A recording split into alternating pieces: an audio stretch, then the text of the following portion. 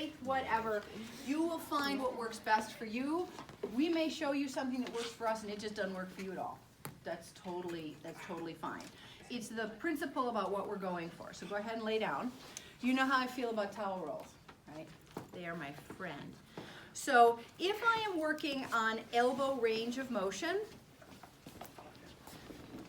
whenever I'm doing range of motion or stretching or strengthening anything, I want to try to line my body, my hips are in the direction of that I am moving. This is less efficient for me. Have you hurt this elbow before? I don't know. I know it has a weird carrying angle. Huge carrying. Yeah, and it does not have full extension range of motion without going into valgus. Okay, so she didn't tell me anything, but I'm just like moving her, and I'm like, that feels weird, you know? So you're now you don't usually go, that feels weird, but you notice something, and it provides an opportunity for you to follow up and ask your patient, any previous problem with this? Okay. So this is not efficient. We will be watching for this on your practical exam, that you are using good body mechanics, reducing your workload as a therapist, lining yourself up in the direction. So you'll see this when I do shoulder, knee, etc. So this is a great position for elbow range of motion, okay?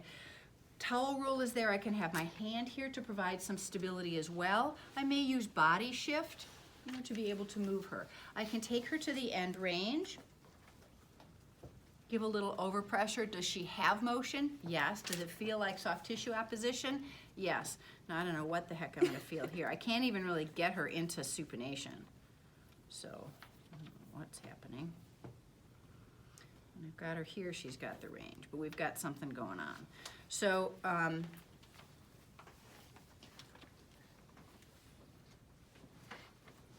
would probably say that that's capsular. But this is limited, this is abnormal, okay?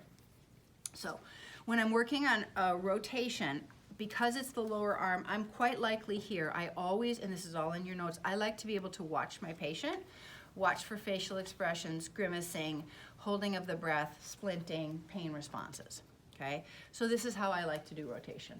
Right? My arm is at my side.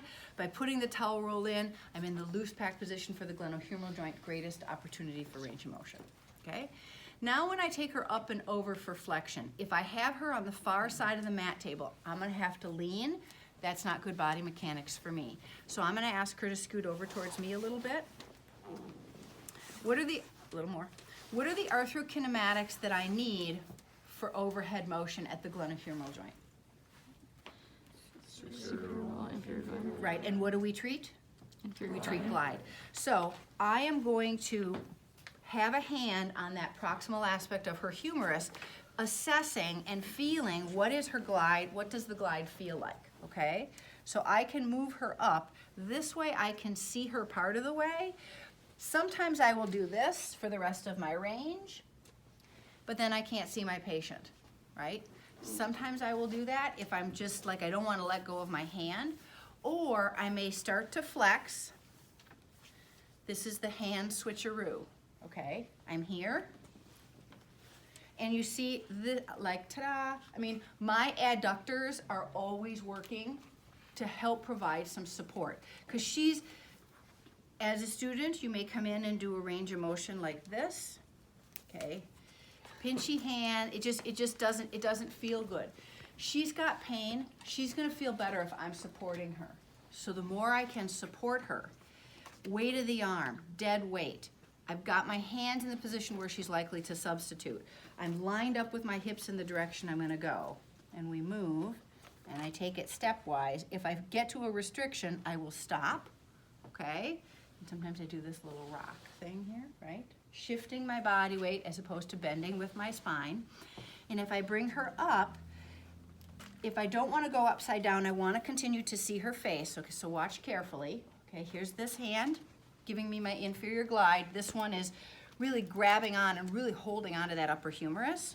Okay, so I'm switching. The switcheroo. Okay. So now I can still give her some distraction, still give her some inferior glide. continue her flexion range. And I can look at her face the whole time to see how she's responding. I come back down, switcheroo back. Unswitcheroo, okay? Switcheroo. Unswitcheroo. Again, you'll never see that in a book, okay? Abduction. Again, this really hurts. I'm gonna support the weight of the limb. So my hand is here, and this is a little bit of a dance move, you know, like a little pirouette, right? Hand here for inferior glide.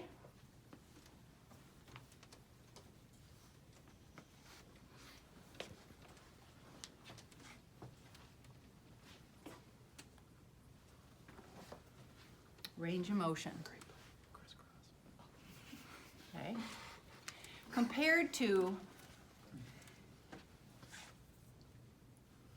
okay, patient will not feel supported in a painful shoulder. I'm supporting her. I am probably, as I become a more skilled therapist, even facilitating the arthrokinematics that are needed for that motion. Maybe a little distraction, maybe a little inferior glide to help support what I need that joint to do when it's moving, okay? So abduction, flexion, rotation, elbow extension. For wrist motions, I would have someone just sit on the chair right there. Can you give me that stool over there? Okay. So for wrist and hand and finger, don't hesitate to move your patient to wherever you want them to be. If they're sitting here and it's this arm, okay. This isn't great, right? But a lot of times you're very hesitant to move your patient, to ask them to get up and move so you can position the chair. So you can either start to think ahead, where do I want that person to be? Or, oh, you know what, I'm gonna have you just, let's stand up, I just wanna scoot that chair forward a little bit, okay? So if I'm working on range of motion for the wrist, I'm a little less worried about my body alignment because it's only a finger, or a wrist, so it's not so bad. So we can do range of motion here. I'm always looking for patient rest and comfort, and I'm moving, okay? I'm not gonna have him just curl his fingers up and make that motion as restricted as possible. I'm gonna have the hand nice and relaxed. My hands are soft. My hands aren't super sweaty. They're not really shaking. I'm not really freaking out, okay? What you transmit through your hands is how your patient will feel. And if you're really nervous, we know you're gonna be nervous, but we're just gonna practice so you get more and more comfortable, okay? Even when you're here, okay, you can line up and then just take a nice deep breath. Think of Tadasana with good posture, and you can move, okay? I also may choose to put you here, where now we're moving through full range of motion without any gravity, okay? Maybe we're working radial and ulnar deviation, okay? Maybe I'm here and I'm working on your finger range of motion, stabilizing proximal phalanx, specific placement of my fingers, not super tight, not super hunched over. I'm keeping myself relaxed, good mechanics for the therapist, good mechanics for the patient. If he's nervous, tense, in pain, I can see his face and I can assess that, okay? Looks a little tense. He looks all right, okay? So I think the second patient you're gonna do finger range of motion on. I think I covered the shoulders. So then the last, so we'll start at the lower extremity. So it's nice if you're on a plinth, and mind you, we have 3 of these sit up. So you're gonna have some things that are difficult for you on the low boy. For your shoulder ranges, you can do elbow range on the low boy tables. For your shoulders, take turns and rotate through the plinths because it's gonna be super hard for you. Okay. So I like to line myself up if I'm doing stretching or range of motion. I kind of get my split stance to the edge of the table because then I can do weight shift, move my body back and forth. Okay. Okay. You can move this to Taylor, and we'll be all into this joint stuff in a week, okay? You can move her big toe. Stabilize one segment, move the other. Hands are as close to the joint line as possible. I don't think you have any toes. I have Toes. 10 toes. No, I know, but I don't think I have any on the labs, okay? So now, knee range of motion. Knee flexion and extension you can do in supine because their extension is to 0, right? Knees move, arms up, heavy, steady, steady. So this is okay, My voice didn't carry it. all right? If they have a lot of pain and a lot of swelling, I might need to have a little more support. So this is okay, all right? Or I may come and just scoot your hips over just a little bit right there, okay? Or I may have her here or like this, okay? So you figure out, you can either go over or you can go under for these two different hand positions. So I can be like this. That might be okay for sort of hip and knee flexion together.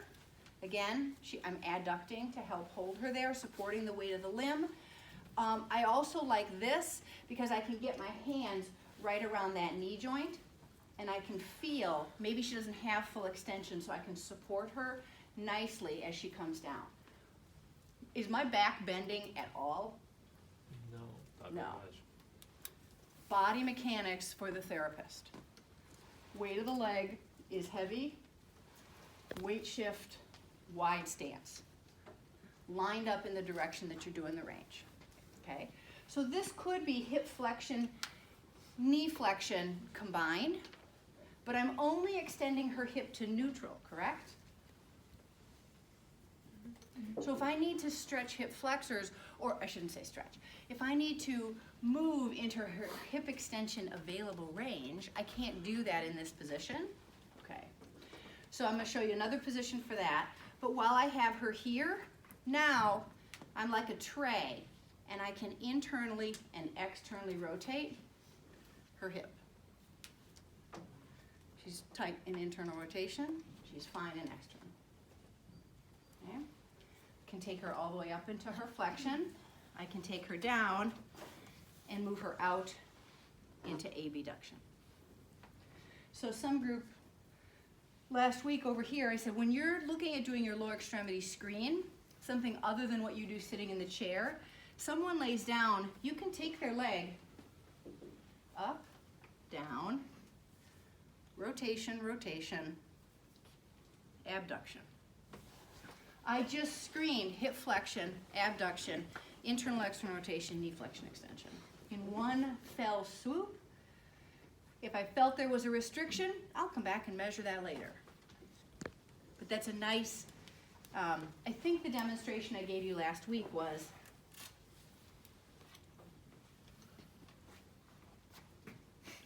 showing us that.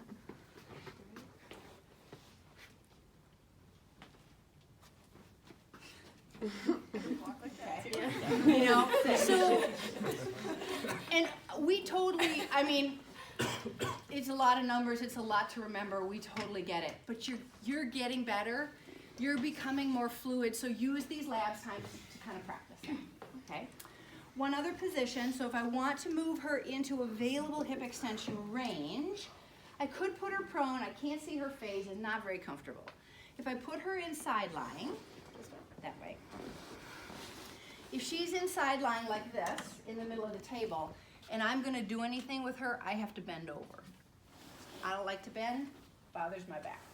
Scoot back towards me, as far as you can, right there. You feel okay? Mm-hmm. Bring your shoulders back just a little bit. I mean your whole upper body. There you go. Mm-hmm. Now I'm gonna take her leg, like so. So now I've got the weight of her leg, and I can move her into flexion and extension. She's got a little tightened hip flexors. Okay, well that's a little better. I could keep her knee flexed, so I would get a little more rectus. Okay. Thank you. Or I can move her up into flexion and then back into extension. Up into flexion, back into extension. My body is on this diagonal because that's the way I'm moving her. Okay. And I have to bend a little bit, but if she scoot back to the middle of the table, if she's where she wants to be when she rolls over, look at how far I have to Bless you. bend with this heavy load. That's a lot of work for the therapist. Okay? Some of you will do this. Scoot back towards me again. So this is okay. Just I like this. I can get my whole hand around the knee.